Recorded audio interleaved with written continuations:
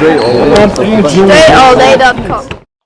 You're now tuned into the show. You learn the discipline to show up day after day to do the work, the confidence to put yourself out there boldly and authentically, and the mental toughness to continue showing up, doing the work, putting yourself out there, even when the success you've expected to achieve is yet to be achieved. And on top of all this, you get a huge dose of personal initiative that is the go-getter energy that moves any one of us, including yourself, to go and make things happen instead of waiting for things to happen. And then we put all these together into a series of frameworks, approaches, insights, strategies, and techniques underneath the umbrella of one unified philosophy that is called Work on Your Game.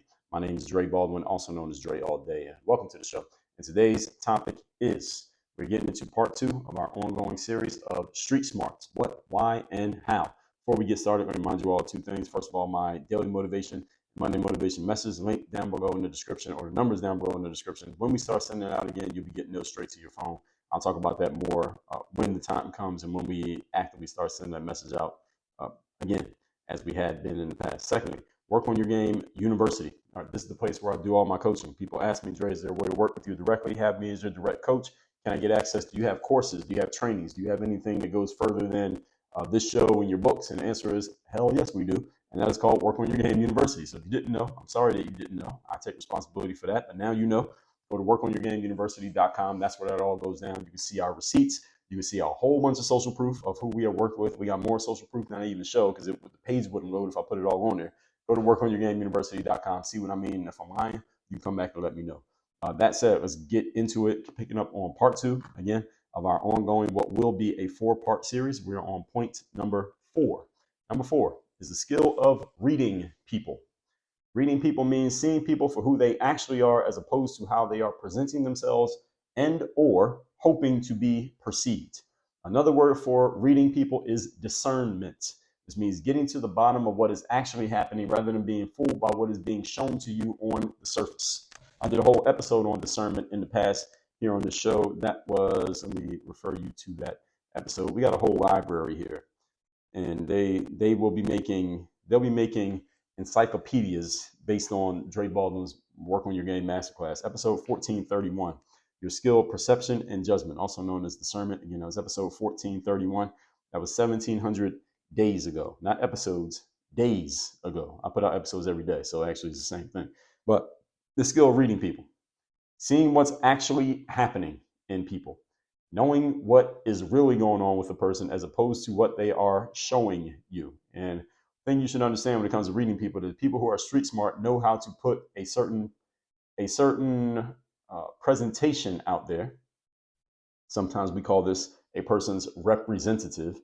Everyone does this. Some people do it consciously, some people do it unconsciously. But people who are street smart themselves know how to put in a certain presentation out there in order to make you think a certain thing about them, whether it's true or not. So again, this is discernment when it comes to people. And you have to be able to see beyond what's happening on the surface to find out what's really going on. That's what discernment is. Reading people is about seeing the mind of the person you are engaging with rather than just their physical form. You understand the way a person thinks, you understand them a lot better than if you just look at what they show you. Somebody could be showing you something, but they're completely different than what they're showing you. Any of you ever had that experience? Of course you have. Everybody's had that experience. Maybe you forgot about it, but you've had that experience. With enough life experience, you may know that a person can present themselves one way, while the reality or truth about them or other things that you learn about them may be very different from their presentation. And as a matter of fact, I will go as far as to say, I don't think I've met a single person whose presentation and when you got as far down as you could into the reality, they were exactly the same. Every human being is guilty of this. All of us present ourselves in certain ways that there may be some contradictions if people knew every single detail about us. Good news is people don't need to know every single detail about us. And even better news is that if people knew every single detail about you, then you probably wouldn't have any friends. And neither would I, neither would anybody else. Nobody would be friends. We would all be at each other's throats if we all knew every single detail about every single person. So there's a counterbalance to it. There's a give and take to all of this. And again, this is the reason why I can't be taught in schools, because there's no black and white right answer. Everybody following me? So with enough life experience, again, you will come to understand this, and you know that you're always dealing with whatever representation another person wants to show. Your job is to get as far past that representation as possible so that you can make sound decisions about who to deal with and who not to deal with and why. All right, simple as that. Or at least you may think what you're seeing is the truth or is not the truth, or it is or it isn't. Sometimes you don't even know. And this is life. Okay, if you wanted a black and white answer, There ain't any. Okay, so that's the thing about this 4-part series on street smarts. There are no black and white answers. There are no right answers. There are no wrong answers. And again, this is the reason why many people struggle with the concept of street smarts, because most of you have been indoctrinated and trained to believe that there is one right answer to everything. When it comes to street smarts, there are no right answers. There are just answers. And they might not even be the right answers. They might even be lies. And you won't even know until you go deeper into it. That's why you need the skill. So your ability to find out what people are really about, what they're really like, and what they're really up to, their true intentions, these are essential to being street smart. Because the people you will deal with in the street, and when I say the street, I don't necessarily mean in literally you got to be in the streets. What I mean is people you're going to deal with in life, not inside of any bubble or inoculated space where people are forced to follow certain rules. That's what I mean when we're talking like book smarts. The street means anywhere where people don't have to follow any rules and they can do what they want to do. All right, in those places, people you deal with may be very deceptive, again, and very good at fooling you if you lack this ability to discern what they're really doing. And you will get burned very badly if you make this mistake with the wrong person. Some of you have enough life experience to understand this. And one thing that I concern myself with, thinking of someone like my child or my children, is that they're going to grow up in environments that are completely different than the environment in which I grew up. I grew up in an environment where I walked to school by myself every day. I was on the subways and on the buses in the city of Philadelphia as a teenager by myself. And I dealt with a lot of random people for random reasons. And I developed my skill of discernment by making mistakes, having my judgment challenged, having good judgment, bad judgment, etc. I went through that because it was part of my everyday life. I had to live that way. I mean, not that I had to, but that's the way that I was living. Whereas my child is much more inoculated and much more of a bubble, is not going to be catching the subways and the buses by himself when he's 12 years old, like I was. And he's not going to have the same experience, but I still want him to have the same street smarts. So I'll be working on figuring out how do I make sure he gets that without going through the same roughness, but gets the same toughness. All right, that's a good little metaphor there. Anyway, moving on to point number 5. Today's topic, once again, is street smarts, the what, the why, and the how. Number 5, relationships. Building them, maintaining them, being a value add in them, and learning to leverage them. All elements of street smarts. Building a relationship. In other words, how to win friends and influence people. That is a street smart, folks. Even though it's a book, How to Win Friends and Influence People, that's a street smart, because winning friend A is not the same process as it will be for winning friend number B, because friend A needs certain things and friend B needs other things. So the street smarts is your adjustment to the situation. Maintaining a relationship, different for every person. Some people are high touch. They want to talk all the time. They want to meet in person. They want to talk on the phone. Other people, you can just text them every 6 months and it's cool. And the relationship stays the same. Being a value add in a relationship. What does that mean? That means you are a person who, when you're around others, you give them something that makes you more valuable to them. Because if you're valuable to other people in a relationship, they will maintain a relationship. You ain't got to worry about you doing it. They'll maintain it because they know they can get something positive every time they deal with you. So if you're a value add, people will be coming to you. You ain't got to worry about going to them. And learning to leverage relationships. Who do I know who can help me solve this problem that I can't solve by myself? Great question. Excellent question. I talked about this a couple of days ago in an episode on who over how. Who do I know who can help me solve this problem that I could not solve by myself? That's a great question. If you don't know anybody and you don't have any relationships, then you don't have an answer. Because the answer for you is nobody. All right, all this is part of street smarts. There is no college course on building relationships. And if there is, it probably sucks. And I doubt there ever will be one if there aren't any, simply because every relationship involves multiple humans who are not predictable and cannot be trained to be understood in one specific way, or even a finite set of ways which can be taught in a textbook or within a 12-week college course. It's impossible. You can only learn to deal with people by actually dealing with fucking people. Again, that's why this is a street smart. It's the reason why I said what I said. I can talk about the things that I talk about in life because I have a lot of life experience of dealing with different people, whether in the everyday neighborhoods where I come from, on college campuses that I went to, around the world, in different countries I've been in, places I've gone to for business, people I've talked to on the internet, people who I've engaged with online, who have commented and sent me DMs and emails. I have a lot of life experience of dealing with humans, period, which means I can eclectically talk about people because I have an eclectic background and experience. Whereas again, the challenge that I'm thinking about right now, a long-term challenge, is my child, who may not get the same experiences because he's not going to be thrown into the He's not be thrown into the world the same way that I was thrown into the world. At least not like I was thrown in a negative way, but he's not going to be thrown in even in the way that I was. How is he going to get this experience? Because he needs it. He needs these skills. So every relationship, ladies and gentlemen, is completely unique.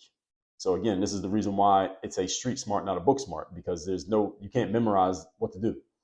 Just as every person is unique. It's the same reason that when it comes to men, you all going out there and getting lessons and trainings from whoever on how to have what they call game, quote unquote game, which is like how to talk to girls and things that you should say to the girl to get a girl interested in you and try to get her phone number or I don't know, what are y'all doing these days? A girl can give you her Instagram instead of her phone number, whatever the hell y'all are doing, and bring the girl home and getting a date and having sex with whatever it is that you're trying to do. See, there's no finite set of game.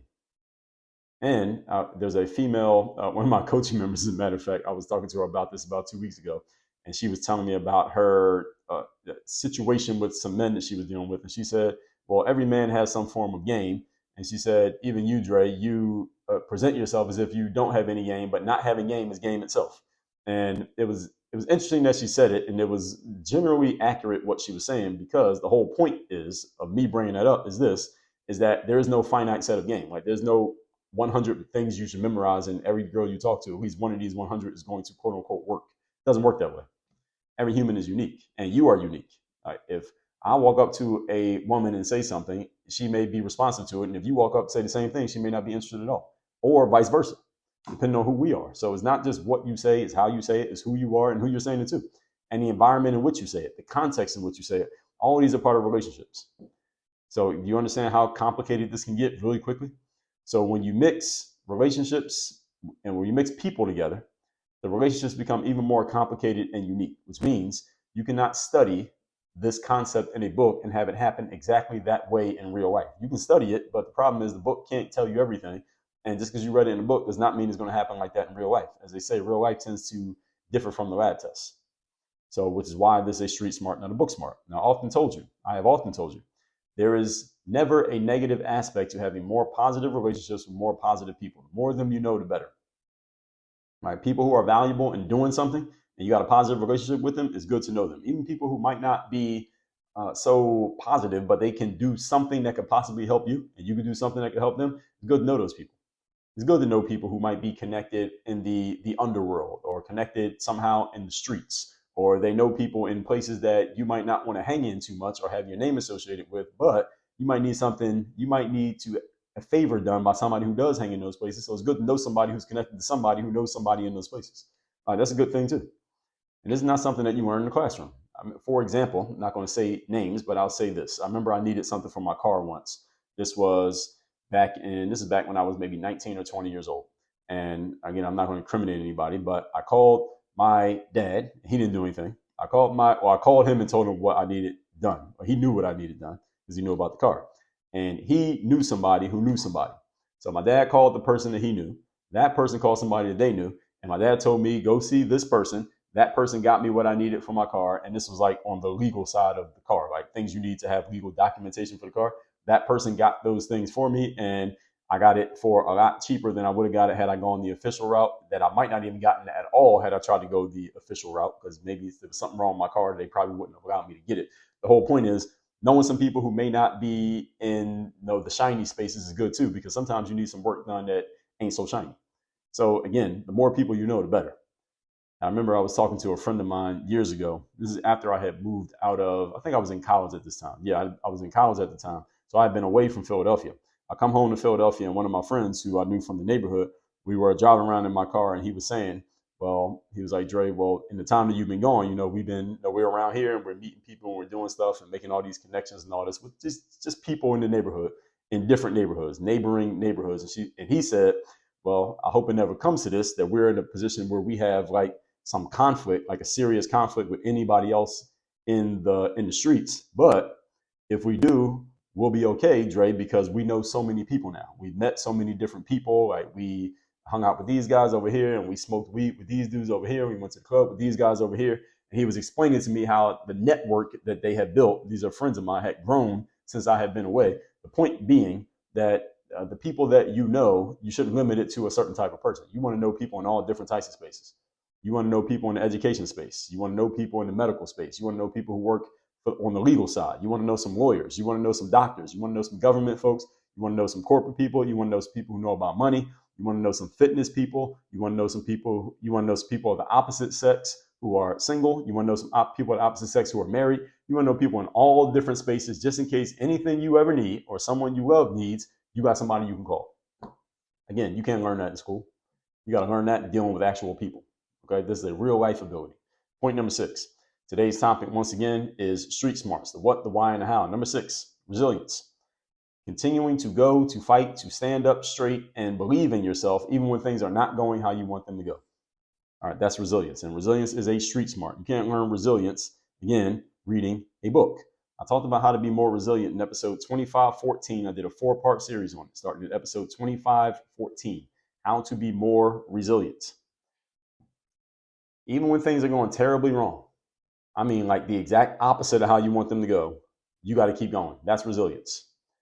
And this is not something that you can read about or have taught to you. I can't teach you resilience. I can tell you what it is. I can tell you the value of it. I can tell you why you need it, but I can't make you be it.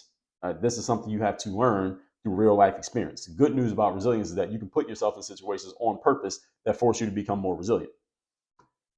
You can go out and engage in things that are taught to develop resilience. I have an entire series on it, but again, you still have to go out and you have to apply the stuff that I'm talking about. And as I say, again, you can't become mentally tough in life to deal with things that are actually tough. If you don't deal with things that are tough on your mind, you cannot become mentally tough.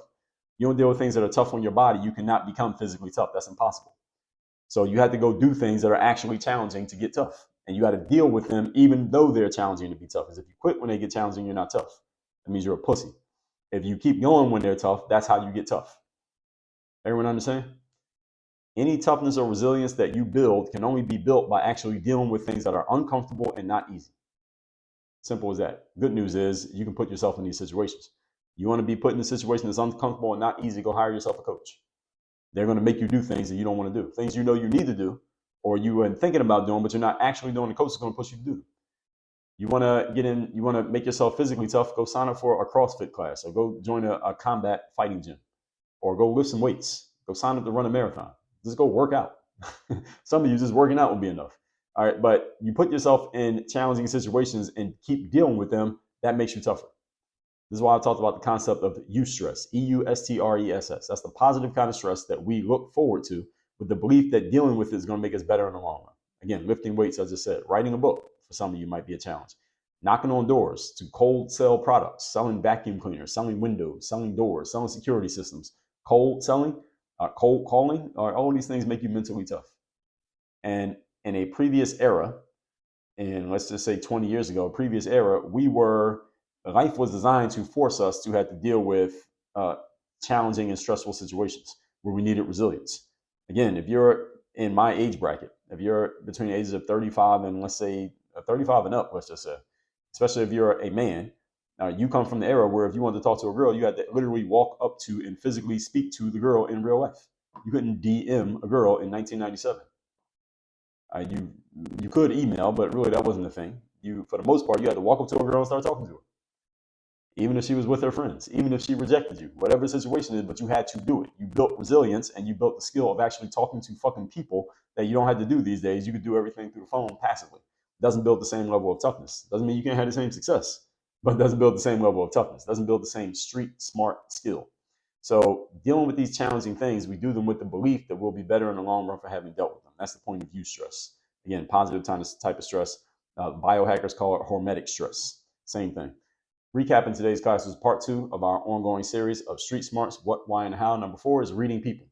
Seeing people for who they actually are as opposed to how they are presenting themselves or hoping to be perceived. Again, this is a skill of discernment. You need to be able to see through people's presentations and find out what's really going on so you don't get fooled, at least not too often. You're going to get fooled sometimes, but you shouldn't get fooled the same way twice. Point number 5, relationships. Building, maintaining, being a value add, and learning to leverage relationships. You need all of those things, and you need to know people in all different aspects of life. Don't just know, if you're a teacher, don't just know all teachers. If you're a doctor, don't just know all doctors. Whatever area of life you're in, of course you're going to know people in that area because you're there. But you need to know people in every area. You should know some people in the legal space in case you need it. You should know some lawyers in case you need them. Know some doctors. Know some teachers. Know some people who are kind of in the streets. Those are some people who are in the middle class space. Those are people in the upper class space. Those are people in the lower class space. Those are some people in the food world. Those are some people in the technology world. Those are some entrepreneurs. Those are some people with full-time jobs. Those are some people who are retired. Those are some people who are single. Those are some people who are married. You want to know people in as many spaces as possible so that you always have someone you can call to solve a problem or answer a question that you cannot solve or answer yourself. Number 6, resilience. Continuing to fight, stand up straight, and believe in yourself even when things are not going the way you want them to go. If your life is already designed for you to have to be resilient, then you don't even have to think about this because you'll have it naturally. If your life is designed to be relatively safe and relatively easy, then what you need to do, and don't feel bad for yourself, what you need to do is put yourself in positions on purpose that will force you to be resilient, such as joining the gym, such as signing up for a marathon, taking a CrossFit class, getting into a boxing ring or a fight cage, and doing things that are going to push you and challenge you so you can build mental toughness that will always be valuable for you in the long run. Tomorrow, part 3 of the series. Go to workonyourgameuniversity.com, have me as your direct coach, and let's get started on building all of these skills for you. Again, real life skills you cannot learn in any kind of book, textbook, regular book, or any other kind. You got to actually live it. Workonyourgameuniversity.com. Work on your game. Dre, all